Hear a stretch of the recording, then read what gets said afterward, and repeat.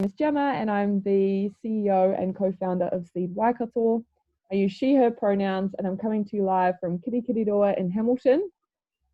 And I want to acknowledge Waikato Tainui, who are the mana whenua of the land where I am and Kingitu Heitia. For some of you, this may be your first Seed Waikato event. Now mai haere mai, welcome. We're a youth-led charity here in the Waikato region, and we really give a shit about the well-being of young people.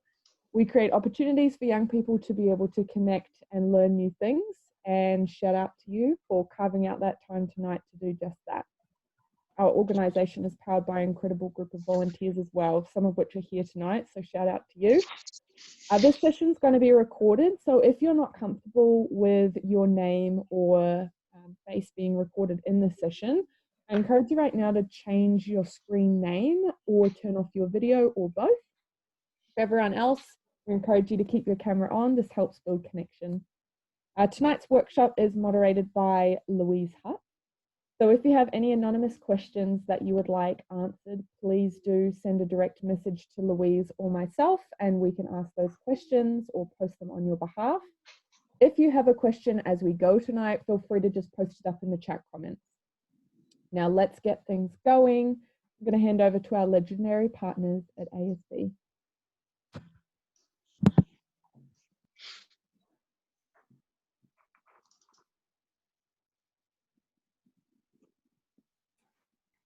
Kia ora everybody, I am Chelsea O'Reilly and I lead our branch banking team across Wellington and top of the south, and it is awesome to be here tonight with you all. I wanted to share with you all my aspiration for young New Zealanders, and it's really to ensure that they are really proud of the decisions that they make today and their future self thanks them for those decisions they make. For us and what we do at ASB and in leading my team, it's really about empowering New Zealanders to make the right choices today in order to help them achieve their long-term financial goals. So that is me, really looking forward to spending some time with you tonight, and I will hand over to my colleague Nairi. Kia ora Chelsea, tēnā koutou ko Nairingas toku ingoa no waiho hokianga ahau, kei ASB ahau mahi ana, tēnā koutou katoa. Wonderful to be here this evening, and even better that we are here with some of our amazing rangatahi from the Waikato. ASB has a very proud history of supporting youth and our rangatahi, so it's a real pleasure to be here this evening.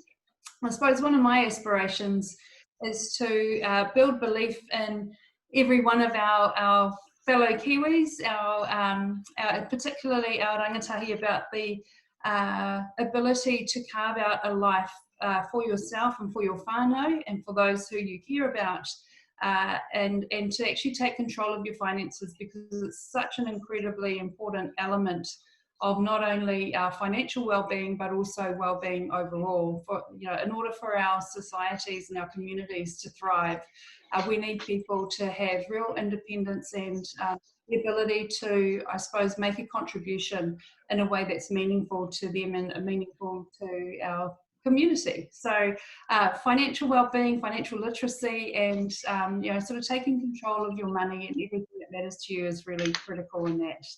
So yeah, awesome to be here. Looking forward to sharing the next little while with you. And I suppose on that note, I will hand over to my, I beg your pardon. So I actually at ASB, I've been here for a very long time.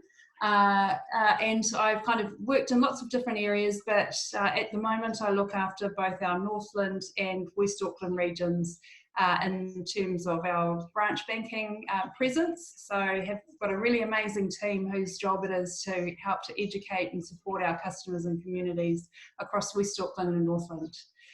So great to be here, thank you. I'm going to hand over to my colleague Jonathan Beale to introduce himself. Kia ora. Thanks, Nairi.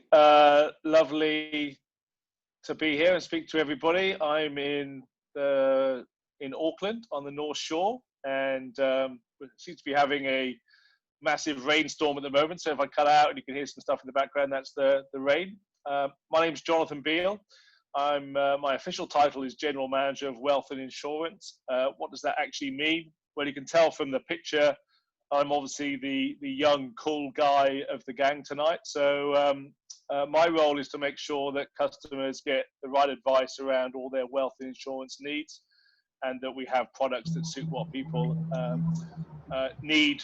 I'm lucky enough to have spent sort of 25 years plus working in this part of the industry, and one of the things I've learned over all that time is the industry is really, really good at making things complex, difficult. We love sort of like buzzwords, and I suppose what I hope that I bring and what we can bring tonight is a bit of plain English speaking, explaining things simply, give you some tips and some rules to work to be successful today, tomorrow, and into the future. So looking forward to the discussion this evening.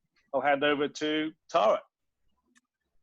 Thanks, JB. Hi, everyone. My name is Tarah, and I just want to say thank you for joining us tonight. I also work at ASB, and I'm a compliance analyst, so not the most exciting job, but I like to think it's quite important.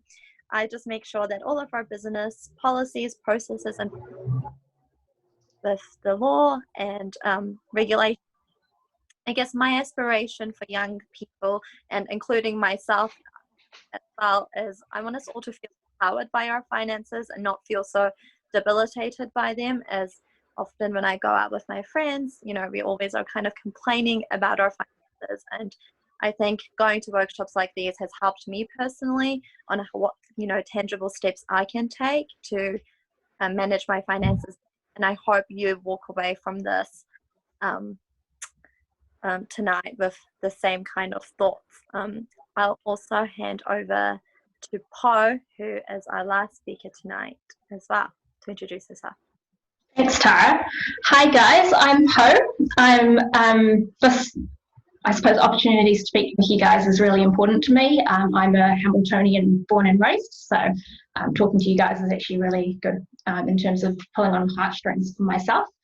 I am a strategy analyst at ASB, and I currently work in the elements of supporting delivery for awesome customer-focused projects.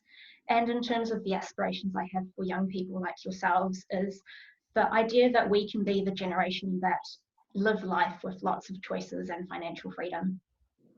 And I'll hand over to Melissa. Thanks, Po. Hi everyone, I'm Melissa Newman, so I'm branch manager of Waikato University branch. So what that means is I get to coach and develop a highly motivated team that deliver personalised experiences to our customers. So super fun. My real aspiration for young people is to enable them to make the financial decisions that they would looking forward, that they would looking back, sorry. So yeah, I'm really excited to be here, and hopefully I can have a chat with you guys about your goals after. Thank you. Cool. Just to get started, I guess, I want to provide a definition of what financial well-being is, why it's important, and then around the format of how this is going to go. Each one of our speakers, so Chelsea, Nairi, and Jane, will then cover aspects of what financial well-being is, namely everyday, rainy day, and one-day finances. And we want this to be really interactive. So each one of our speakers are going to, you know, chat for about 5 minutes about their topic, and then they'll want to answer some questions. So feel free to pop in your questions in the chat box, and Louise from Seed Waikato will read them out. You can also do this anonymously if you wish. So let's get started. What is financial well-being? I mean, it sounds like a really easy concept to understand, but there's actually quite a bit to unpack. So what I like to think of it as is it's basically the ability to meet your financial commitments and having the freedom to make choices about life. The formal definition that we use at ASB is the extent to which you kind of perceive and actually have the financial to firstly meet your financial obligations. Really, all that means is, can you pay your bills or that you regularly? Then secondly, it's about having the financial freedoms to make choices that allow you to actually enjoy life. So that just means, can I go on that holiday that I really want to? Or those pair of shoes that I really, really have been keeping an eye on. And lastly, it's about having financial security. So knowing that you'll be okay if something unexpected suddenly comes up that you'll need money for, that could be house costs or your car breaking down over the weekend. So why do we think this is a really important topic? I think especially as young people, this is really our life where things are changing. We're establishing our financial habits. It's a period that we're transitioning from our childhood homes to moving out. We're going to uni, we have jobs, and it's a time we want to figure out what we want out of life, and then actually thinking, okay, that's what I want out of life, but how am I going to manage it money-wise? And it can be quite daunting. So having an understanding of how you can financially sustain yourself will actually build your resilience. Knowing that if you're not financially stressed, you won't be feeling mentally down as well. So I just wanted to say, Kapai, good job for coming, doing this tonight, registering and taking this time to invest in yourself and picking up on these habits and learning. And I think it's really important that you've done that. Tonight, as I said, we're going to break this financial well-being down into 3 different categories: your everyday finances, rainy day finances, and Monday finances. I'll allow the speakers to go into detail into what each one of these means, but every day is just managing your day-to-day finances. Rainy day is for your finances, and then one day is just making your dreams and your one-day goals come into life. So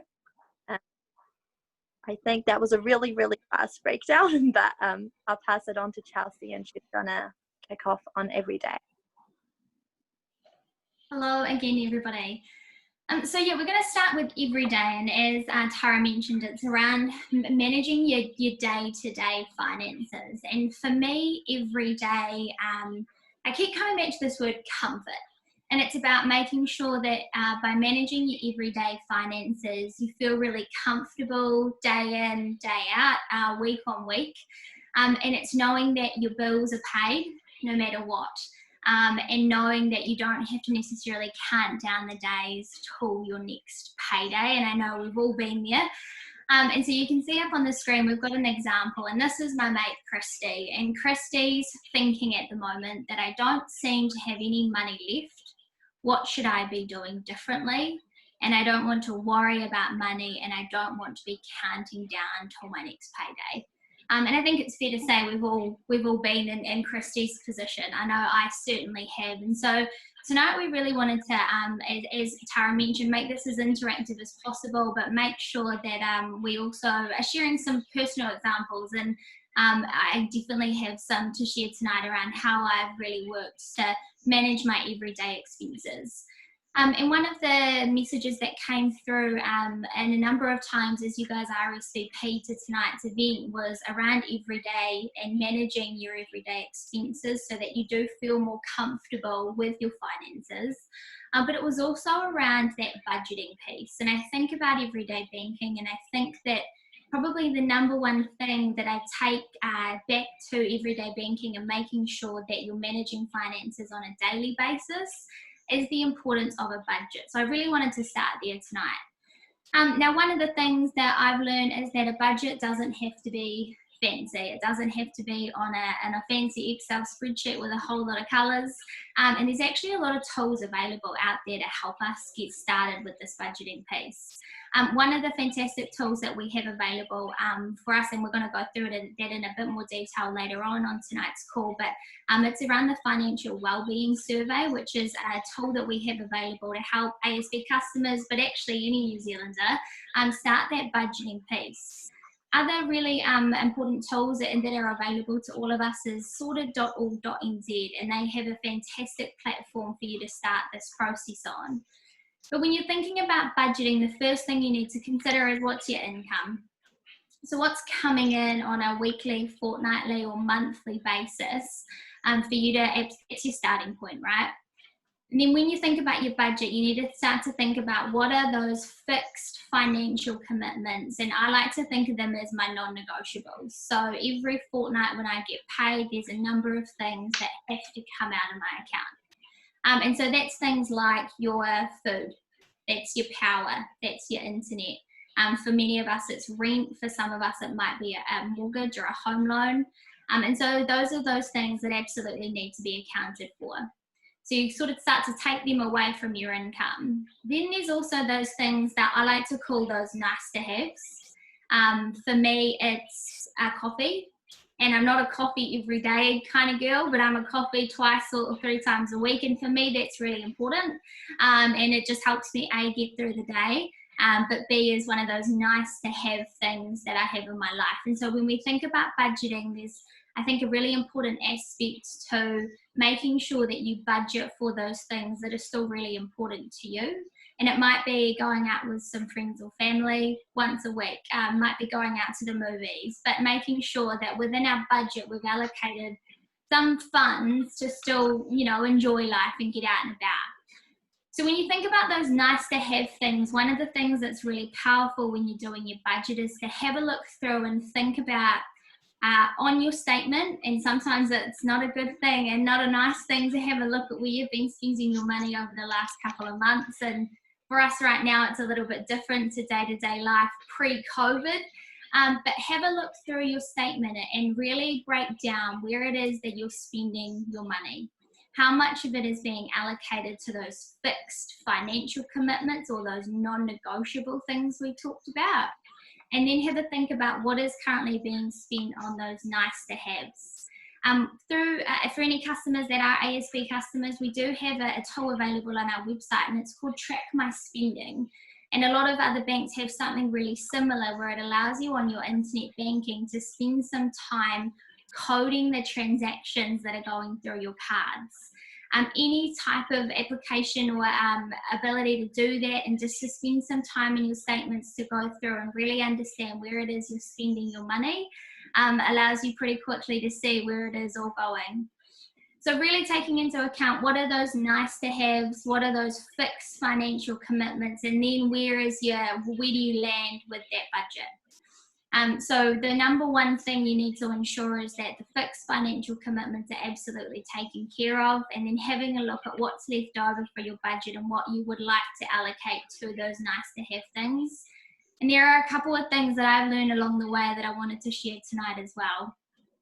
The first is around managing your everyday finances. And one thing that I find really helpful for me is things called automatic payments and additional accounts. So when I get paid every fortnight, obviously my funds go into my everyday account, my spending account, and then I have about 5 or 6 extra accounts off to the side of my internet banking.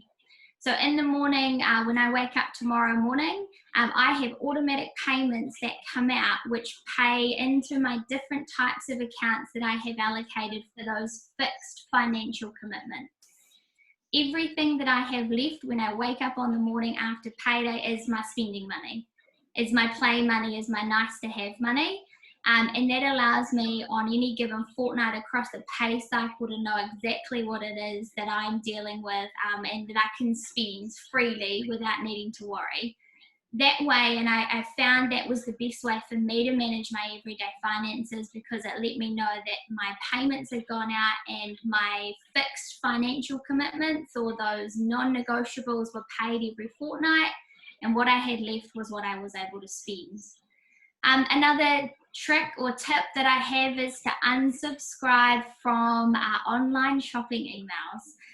So one of the things is every time you buy something online, you all of a sudden get signed up for that web page to be sending you emails every time they have a sale on. And I can see some people nodding, because we've all definitely been there. And so one of the things that I've been doing, and I learned it over lockdown actually, was just, how much money that you can spend really easily by just scrolling on your phone.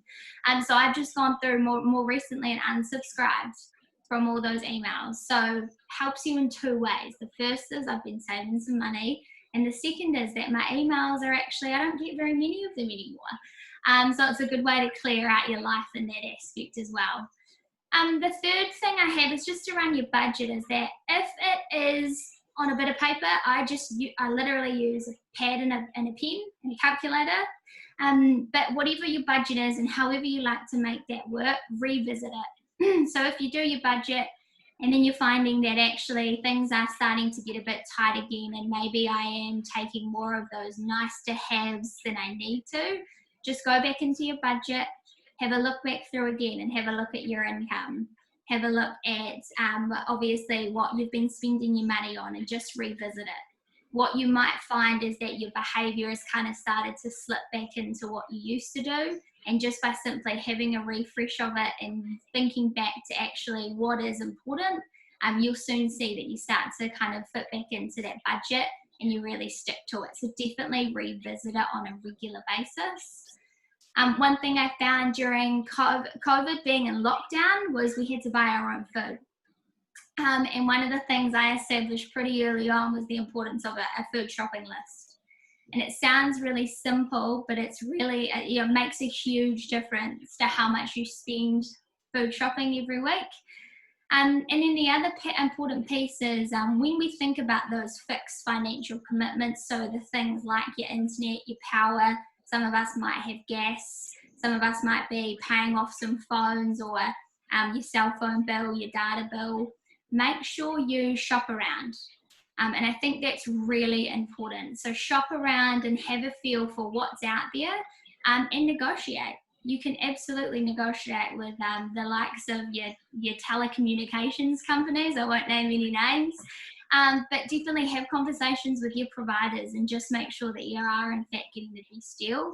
And if you see something else out there, you definitely have an opportunity to switch things up. So yeah, spend some time really researching those types of companies and make sure that you're getting the best deal possible.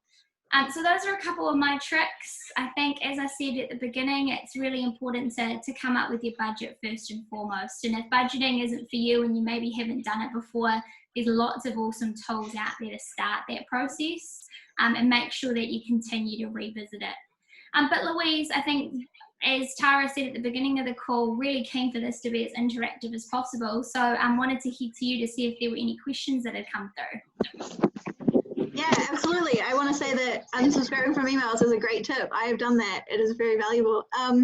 In terms of what we've heard from the community, yeah, somebody actually asked about whether it's worthwhile having multiple bank accounts.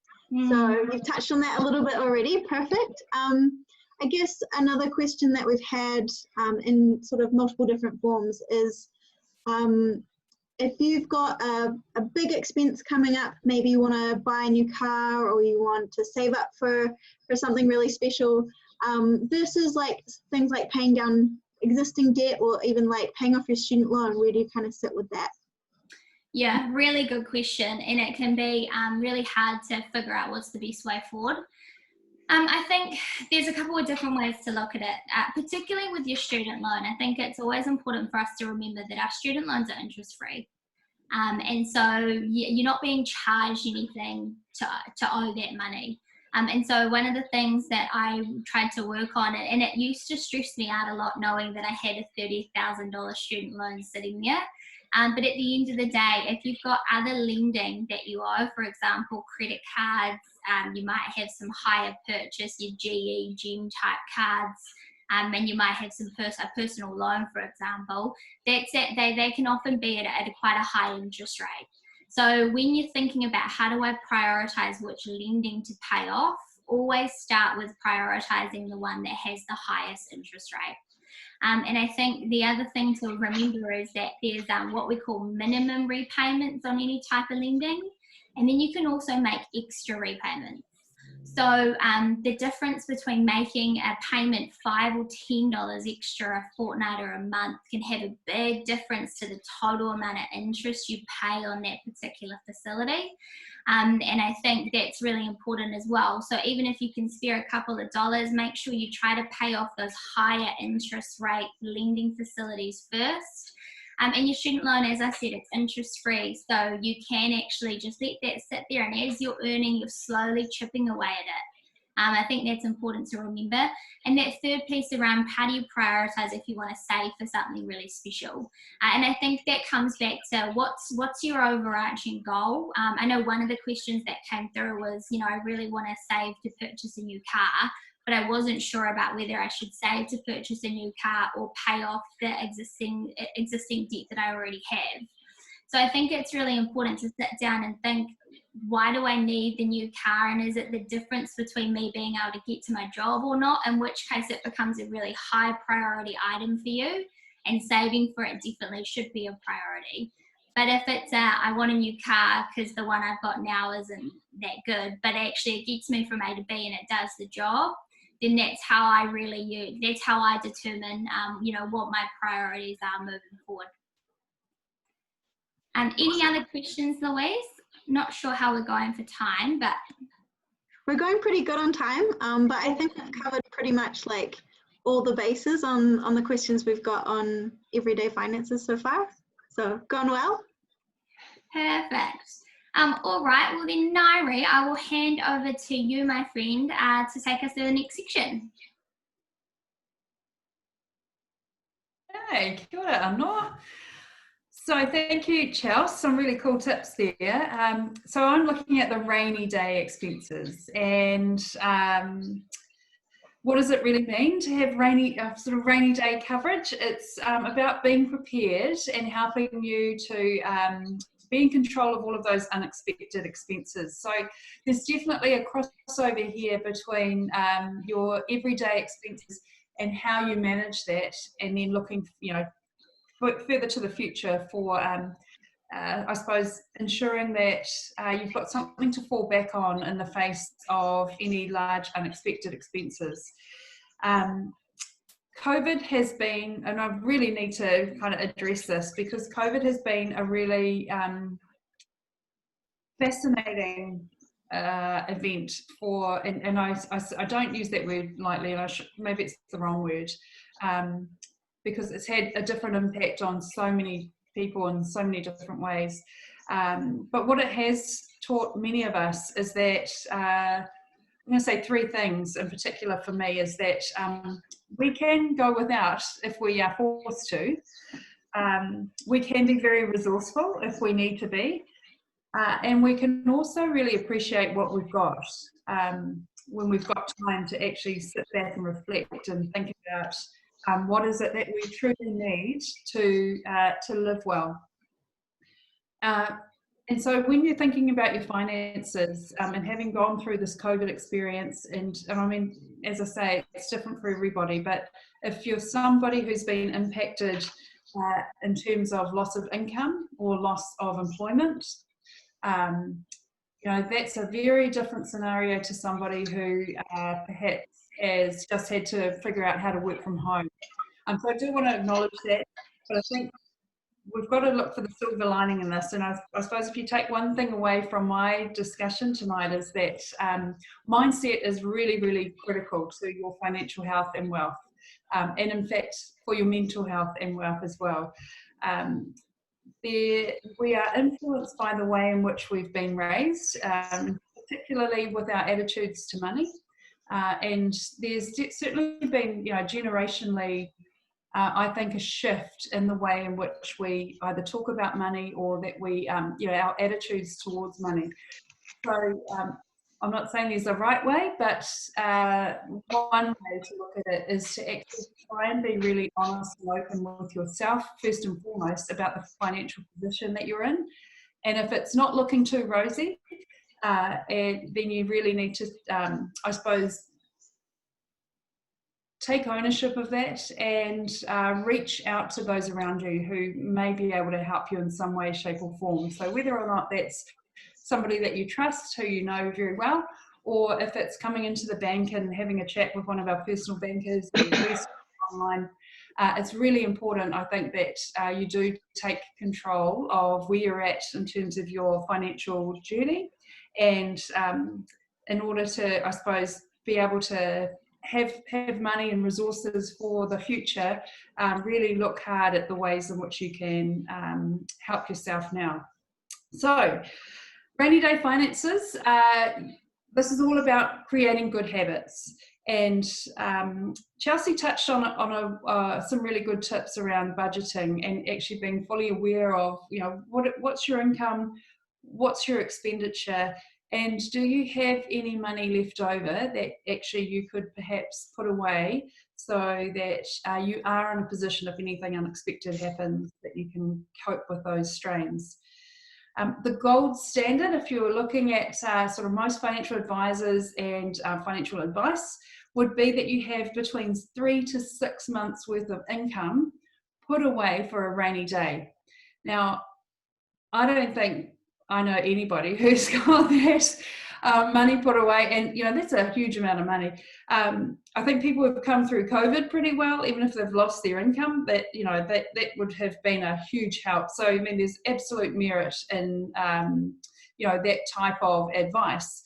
But in reality, how many of us can, you know, squirrel away that kind of money? Not very many. So I'm going to say to start off small, and if you can have at least $1,000 put away, depending on, you know, what's realistic for your income, I think that's a really great place to start. Now, some of us may, I just had to have a little chuckle about Chelsea's friend Christy, who was still, you know, didn't want to live paycheck to paycheck. Hey, I know heaps of people who are in that situation, and I'm not saying that's necessarily a good thing, but it's reality for many, many people. So I think, you know, you got to, again, look at yourself and look at your situation and think about if you want to have $1,000, $2,000 put away, what are the kind of habits that you need to get into to ensure that you can put that aside and not have the temptation to keep kind of grabbing it. So some of those things that Chelsea talked about are very important. So diarising when your expenses are coming through. If you've got access to online banking, I honestly would just wholeheartedly encourage you to embrace all of the automated and I suppose online apps and technology that can support you to manage your money well.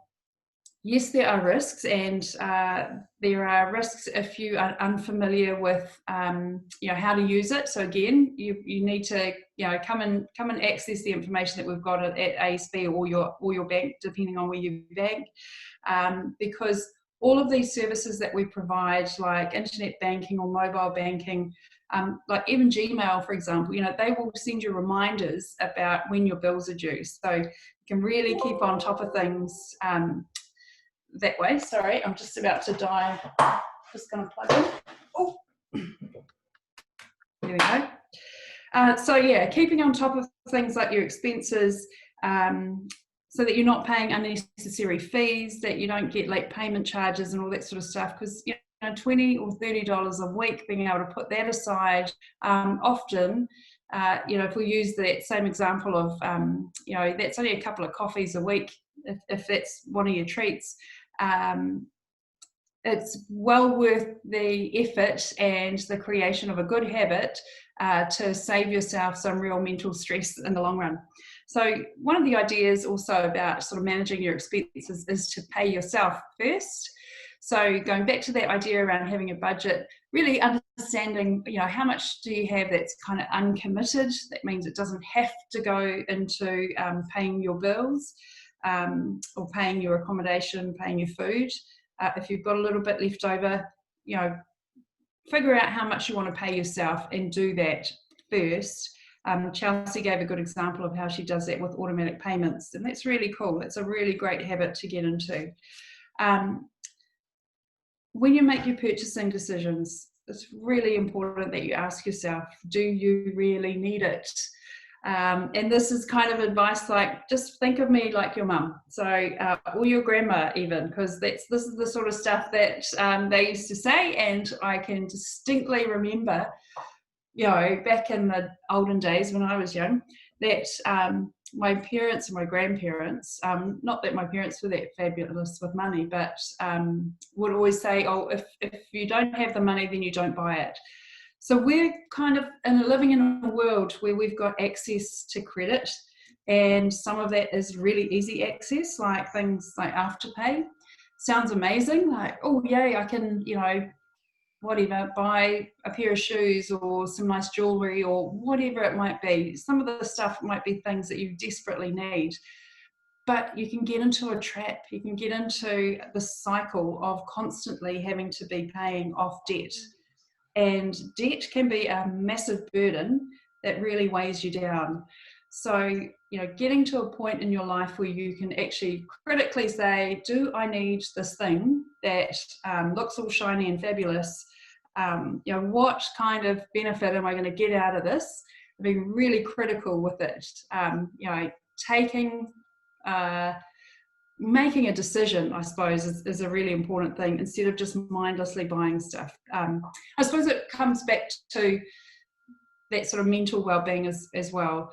It was interesting, it's got nothing to do with money, but I was watching the breakfast show this morning, and I saw a woman from the Alcohol Advisory Council talking about how alcohol consumption throughout COVID or throughout lockdown had increased by something like 30% in some elements of the population. One of the reasons that they put it down to is boredom and stress. And I thought, well, if people aren't drinkers, you know, what else are they doing to kind of combat the boredom and the stress? And often it's online shopping.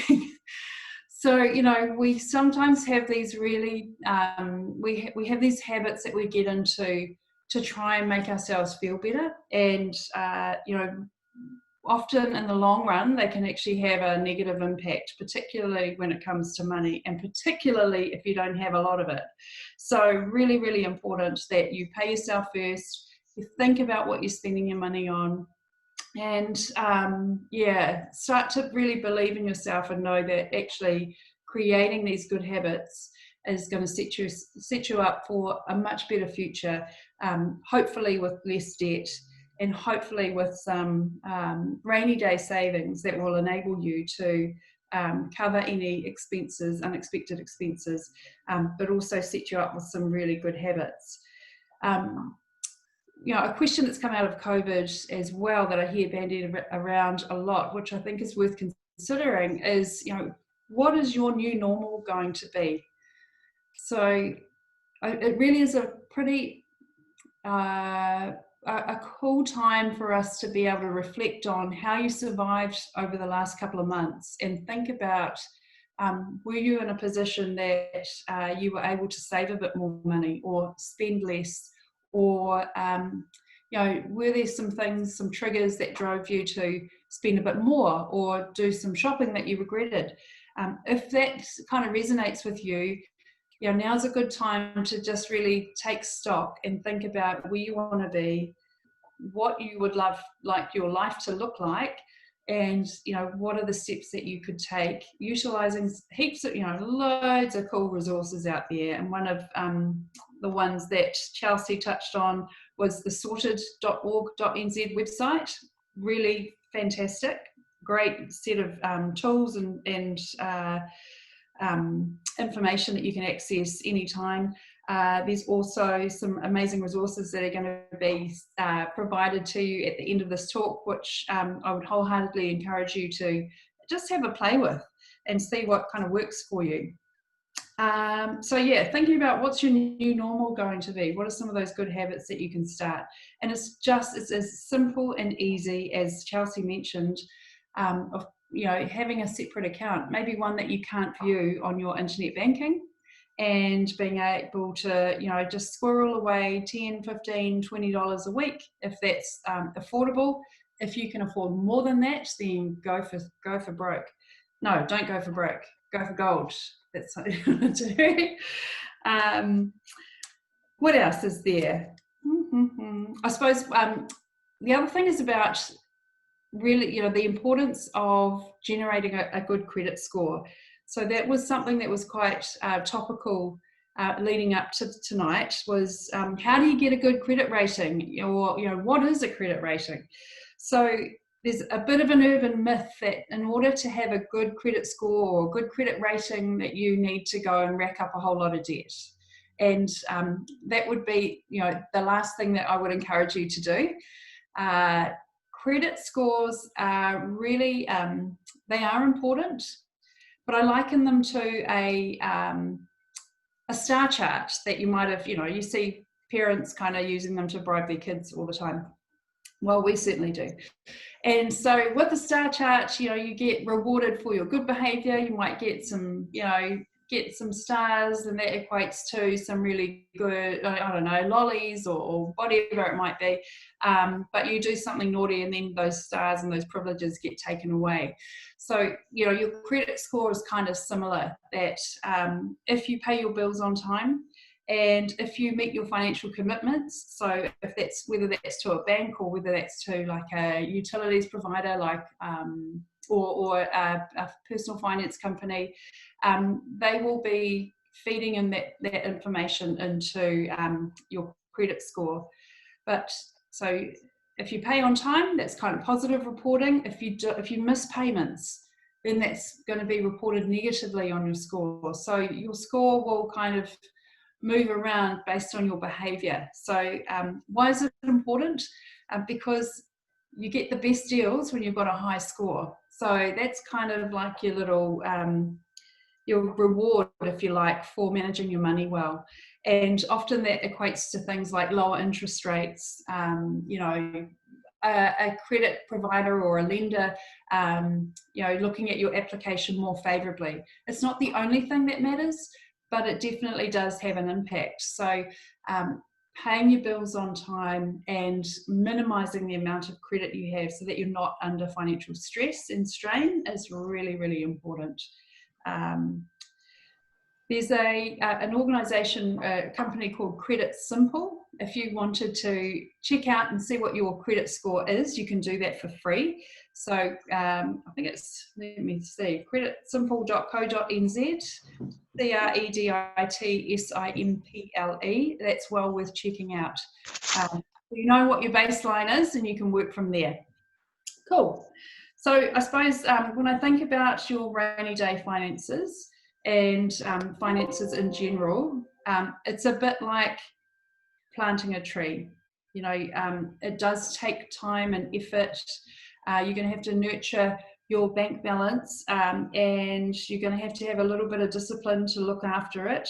But if you do that, and be patient with yourself, might only be $20 or $30 a week, but over time that will grow, and then you get the good stuff in the end. It will take some time, but eventually it will bear fruit, and hopefully you'll be in a position where you have got some extra money away for that rainy day, and you feel really good because you know that you can create good habits, which is actually, in the long run, a really important lesson that you have control.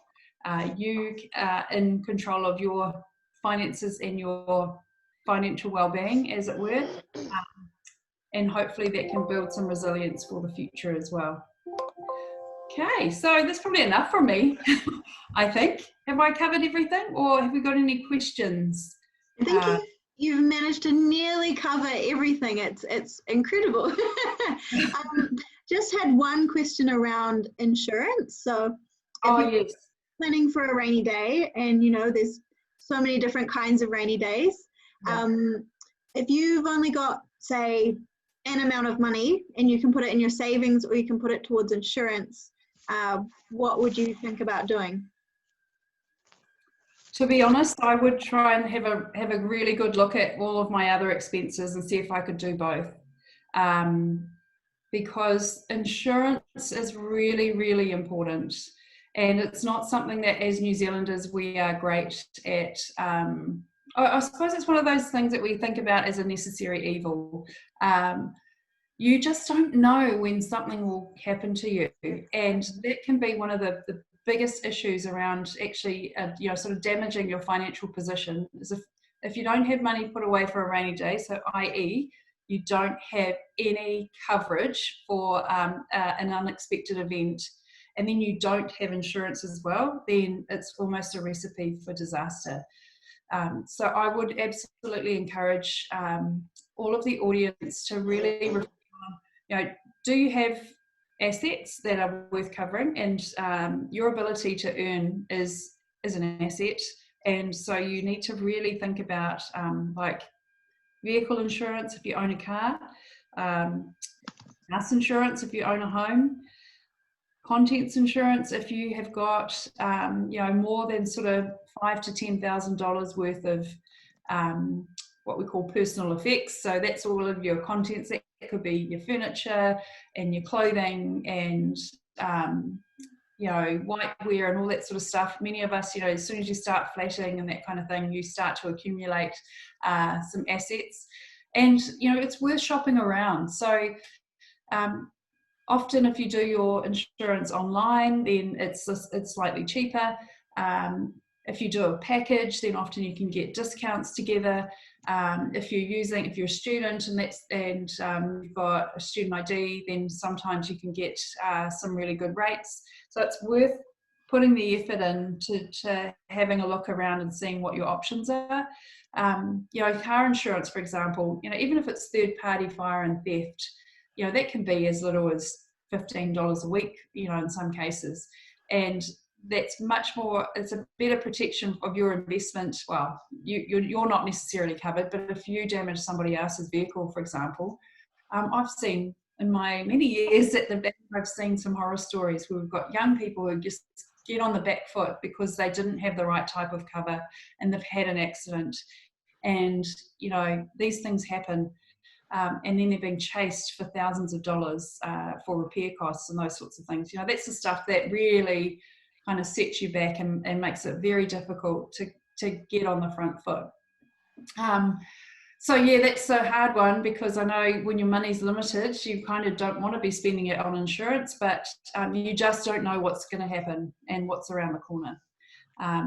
We deal a lot in our business lives with customers who have home loans and who, for no fault of their own, they either get sick or they have an accident or they lose their job, or there's a whole number of factors. And we see the positive side of things with people who are well insured, and that sort of smooths out the bumps. And then also for customers who have no cover, and it literally can ruin their life overnight. So I'm a big one for insurance, but I think you got to be sensible about it and what you can afford to. Cool. Thank you so much for that. We've had a couple of questions come through just as you were answering that one, specifically around credit scores. So I'm wondering, these might be things you can answer, but might also be things to check out on Credit Simple. So maybe just a quick fire round of credit questions. What number is a good credit score? Ooh, well, the higher the better. I think if you've got anything that's over 800, you're doing well. Your sort of average credit score, look, it's probably between 500 and 750. If you've got anything that's lower than 200, 300, then you've got some work to do, unfortunately. But Credit Simple, if you jump on the website, that's got a really good description and definition of all the different types of, it's got a whole bunch of info that will be really relevant to you, including a section that's, I think it's called Credit Score 101. So if that's piqued your interest, definitely jump on there and have a squiz. And it also gives some really good information about how you can improve your score. So just because your score is low doesn't mean that it's game over. As I said before, it can be improved over time. So the worst thing you could possibly do is just bury your head in the sand and go, I can't do anything about this. You can. It might take some time, but you can make a difference. And you've just got to take one step at a time and think about how can you make improvements. And I think, there's this perception out there that bankers are a word that begins with W and sounds like bankers. But actually, we're not so bad, and we love to talk to our clients about how to accelerate their financial progress. So, if you are really struggling, then I would encourage you to pop down either to your local branch or give us a call, or put it applies to any bank. Make some inquiries about who you can talk to try and set things on the straight and narrow. Cool. Can you super quickly explain revolving credit? Sure. So revolving credit is like a big, but just think of it as an overdraft facility. Now, I'm not sure if that's unhelpful, because if you don't know what an overdraft is, then yeah, you're probably still confused. So it's where you might receive a credit limit. So it's like a loan. So for example, I'm just going to use an example of if I had a revolving credit of $5,000, that would mean that I could have no money in my bank account, but I have a $5,000 revolving credit limit. It means I can spend up to $5,000. And when money comes into my account, so let's say I've got fortnightly income of $1,000, that goes straight into that account. If I'd spent the $5,000, it'd be $5,000 in overdraft. I'm all of a sudden in $4,000 in overdraft because I've paid off $1,000 with my income. Then I've still got that $1,000 I can draw down. Now, that sounds awesome. The problem happens with revolving credit when you get to a position where we call it hardcore debt, where you're putting in your salary and you're just not making any progress. So that $1,000 goes in, you go back to $5,000 overdrawn. $1,000 goes in, you're up to $4,000, then you spend $1,000 again, and you know it's sort of this vicious cycle sometimes. The benefit of having a revolving credit facility is that if you are really disciplined, you can put money, you know, and often people use this as a way to pay down their mortgage really quickly. Often when people have a home loan, they might have a portion of their home loan on a fixed interest rate, which means that that rate doesn't change, the repayments don't change, and often that rate's lower than, say, on a revolving credit facility. But you can't make lump sum repayments to it. So if you've got $100,000 or $1 million owing, and you all of a sudden have got $5,000 you want to put into that, you can't necessarily make that lump sum repayment. But if I had a revolving credit facility, of course, using that same example, I could have spent that money. I can put that $5,000, I hope I'm not confusing everyone, but I can put that $5,000 into that revolving credit facility, and all of a sudden I'm not paying interest on that amount anymore. I may have drawn it right down to its limit, but as soon as I put money in there, I'm not paying interest on whatever that new balance is, that difference. So yeah, if you're a student, for example, it's exactly the same as an overdraft facility. If you're a homeowner, then revolving credit can be a really cool complementary account that helps you to repay your home loan faster, or maybe give you access to additional credit when you need it. And it can be really cool if you're self-employed and quite disciplined, and maybe you've got seasonal income, because it can again help you to just kind of ride the waves throughout the year when maybe you don't have as much money coming through. But you have to be very disciplined and very careful about the way you manage it. Otherwise it can blow out. You spend it all and then you can't get back to, you know, a zero balance. So the point of having it kind of was, you've missed the point pretty much. Oh, all good. We've got some more questions, but I think I'll save them for the next section. So continue on. Excellent. Okay, well, thank you, everybody. I'm going to hand over to the one and only JB. He's going to talk to you about One Day. Thanks, Nari. Good to get to speak to you all. I was listening intently to Chelsea and Nari and just going, what a wealth of flipping information and stories. It was awesome. But Nari in particular got me thinking when she was talking about shopping and buying stuff. And I don't know, as I get older, I start to remember things that my mother used to say to me.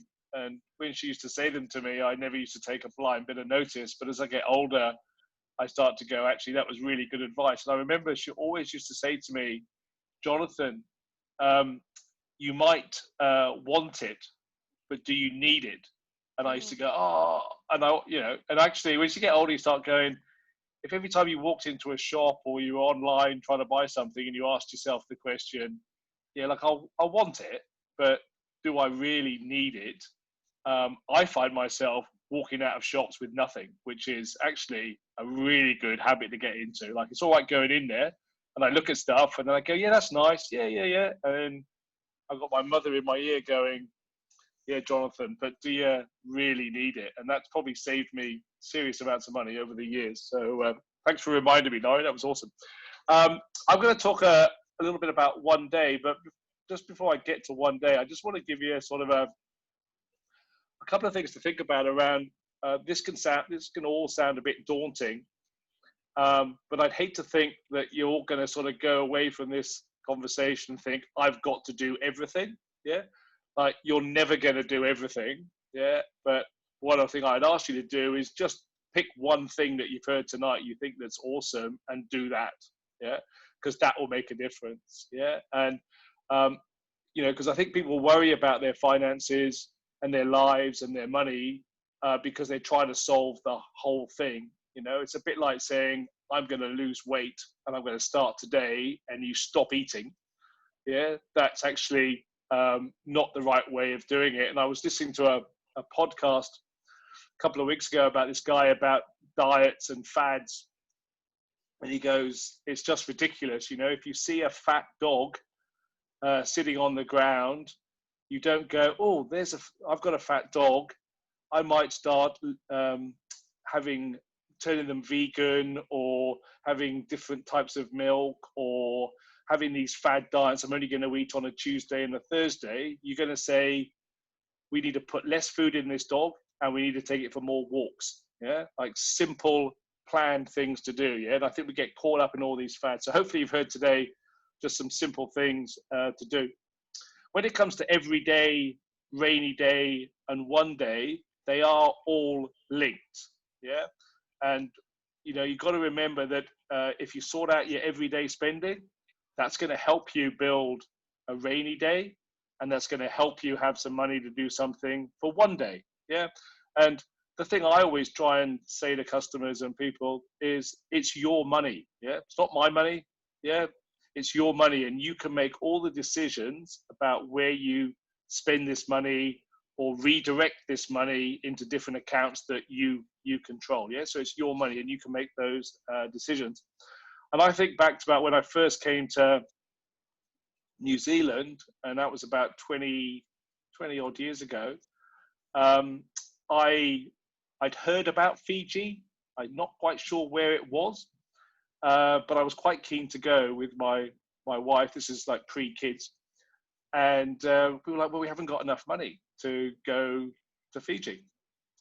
And I'm not a big one for budgets and spreadsheets, but I started to think and reflect on, what do I actually spend my money on? And there was one thing I spent my money on, which I thought I could probably stop. And that was my Grande Trim Starbucks coffee I used to buy in downtown Auckland at 7 o'clock every morning. And I drink it walking up Albert Street, thinking, this is awesome. I really need this. Yeah. And it cost me $5 a day. And I decided that I was going to stop having a Starbucks every morning at 7 o'clock in the morning.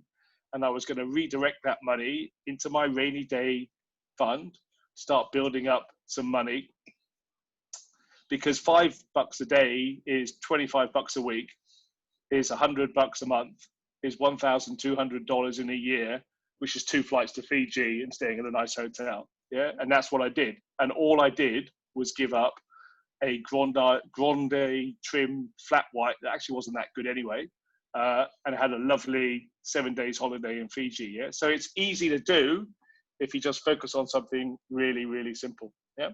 Which takes me to one day. Now, one day is something that's one day actually is going to happen. Yeah. And the one day is about sort of giving yourself some confidence that the future is going to be pretty cool. Yeah. And again, it's your money. And if you want a cool future, then you need to spend a bit of time thinking about what one day is.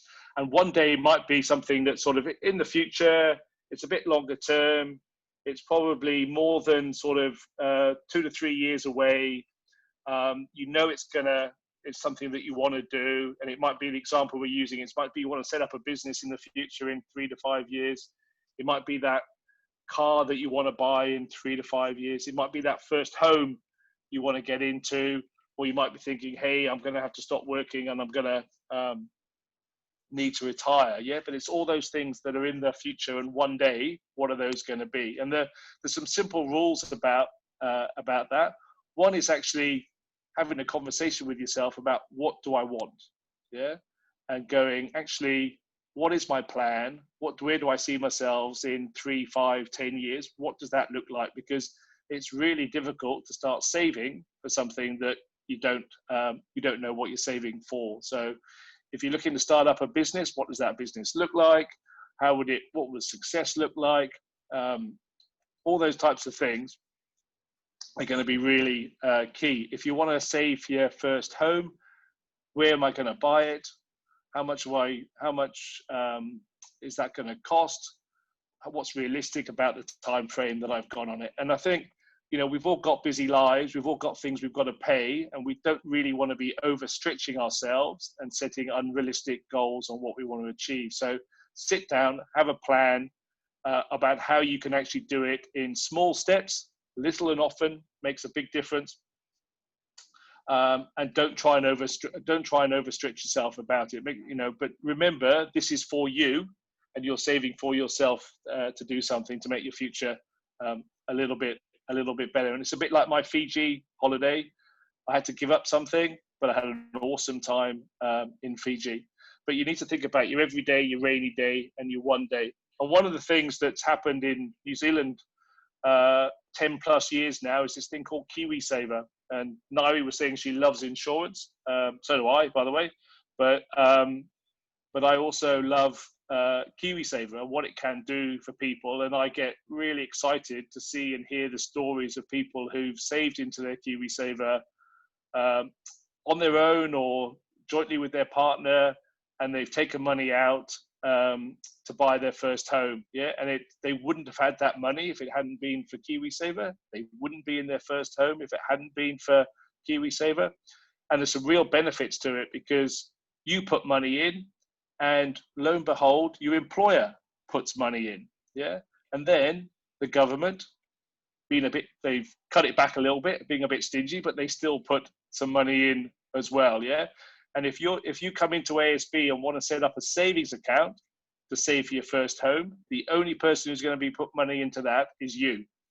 KiwiSaver gives your money, your employer's money, and the government money as well, which makes a real massive difference. And we've seen some lovely stories, and Nairi and Chelsea will see them all the time, about people who've been able to use that to buy their first home. So I'd be a big advocate of having a look at using that as a savings vehicle for the future, and also for retirement as well.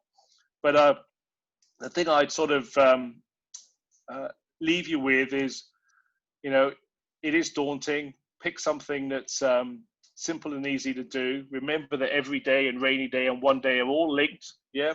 And there's some real stuff you've heard today about, pay yourself first, set up more accounts, little and often makes a big difference.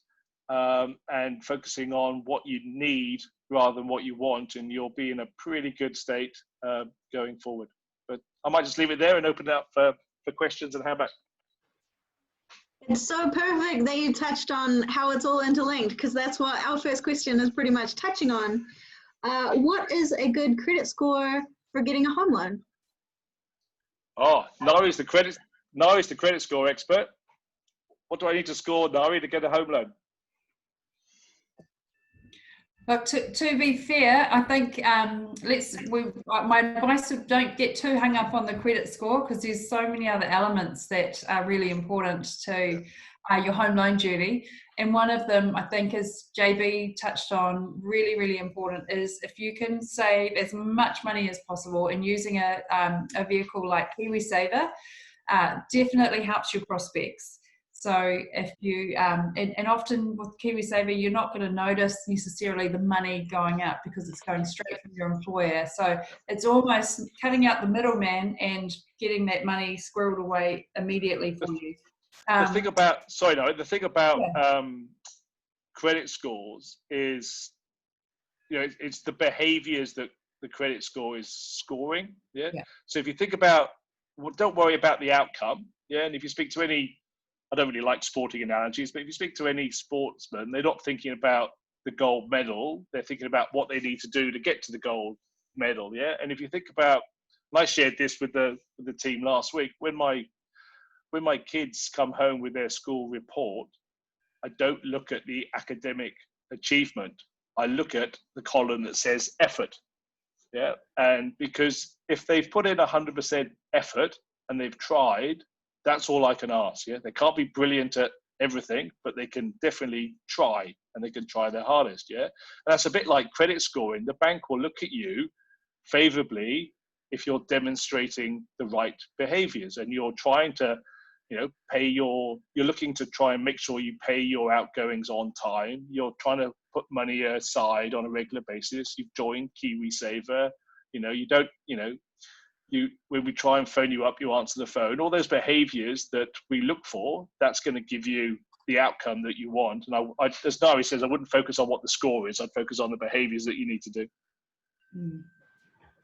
Awesome, cool. Another question about homes. Would you pay off a mortgage quicker or buy an investment property? Oh, that's a good question. I think it was Chelsea was talking about earlier, like interest on interest, which is basically what a mortgage becomes, is actually is an awful lot of money. And if you can pay down your debt as quickly as possible, that gives you more options. Yeah. So the more equity you've got in it, actually more likelihood and easier it is to, if you want to go and buy get a rental property, that's going to be there for you. The happiest, smiliest people I ever see are the people who've paid their debt off. Yeah, they just look as though they're got the weight of the world has been lifted off their shoulders. So I think Chelsea was talking about paying off high interest as fast as you possibly can. If you can pay your mortgage down to build up more of a buffer in your equity, that's going to be better for you. And then you can decide what you do with that money. Awesome. Now, I have a very, very specific question. My friends who remind me of this are the best people in my life, but what is the date you have to put like $1,000 into your KiwiSaver for the government to match it? Oh, that's a great question. Exactly. Well, it depends, which is a really bad answer.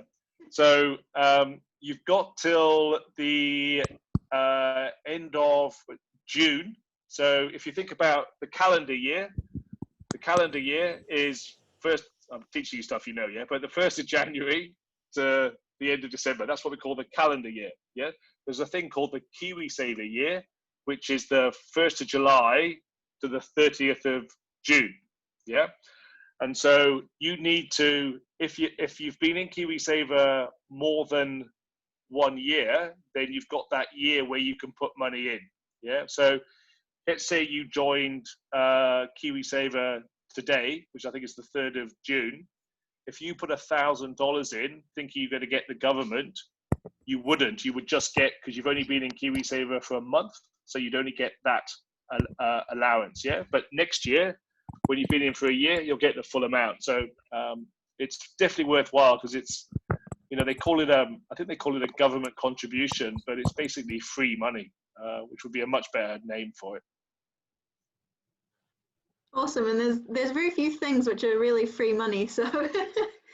But you imagine like the government and the Inland Revenue all got in a room and said, let's come up with a really sexy, cool name for it, and they came up with member tax credit, but probably not the best idea.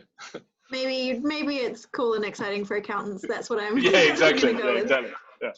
Cool. Well, I think that I'm all out of questions. If you have any additional ones that you'd like answered, perhaps in our next workshop, because this is a 3-part series, you can still message them through.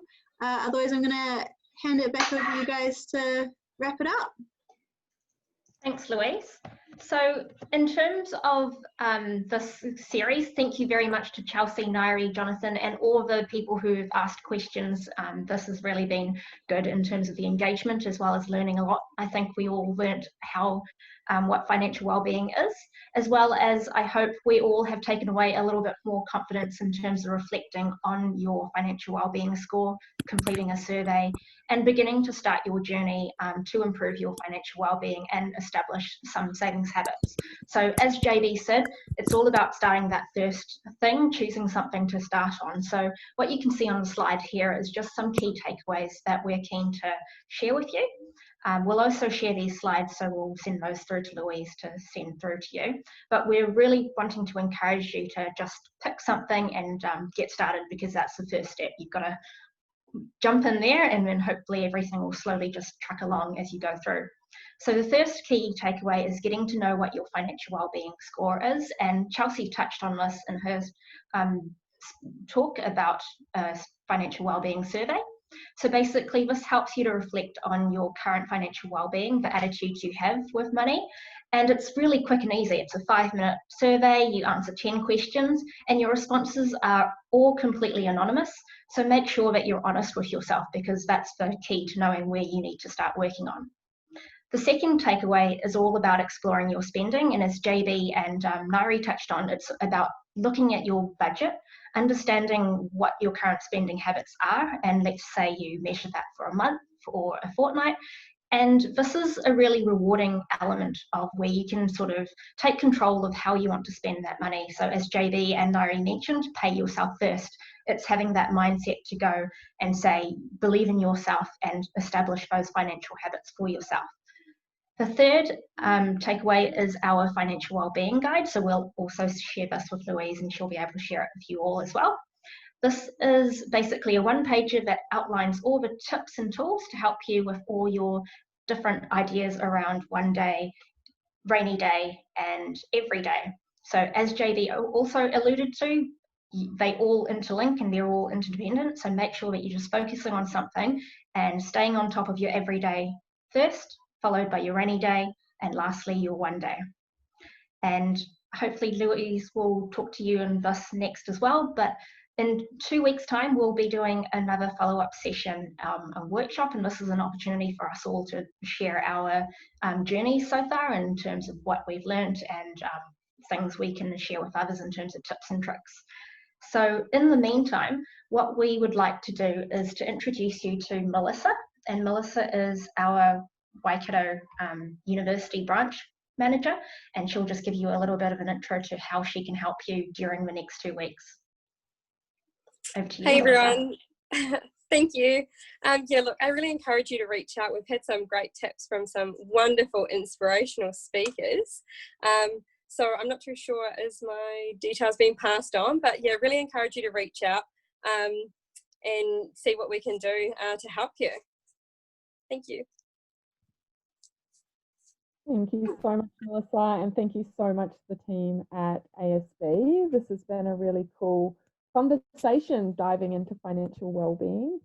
As we mentioned, we are going to send a follow-up email that will include the slides, the links to some of the resources that we've talked about, and we'll also share our closed Facebook group, which is a space where we're having conversations after our events about what's been the golden nuggets, what's sticking, what changes are you noticing in your life.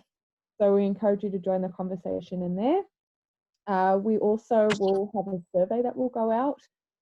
So if you could please take a few moments to fill that out, that would really help us shape up the following workshops and understand what we could do differently next time. So I will bring us to a close there. Thank you so much for joining us tonight, and we hope that you have an amazing week ahead. Ka kite.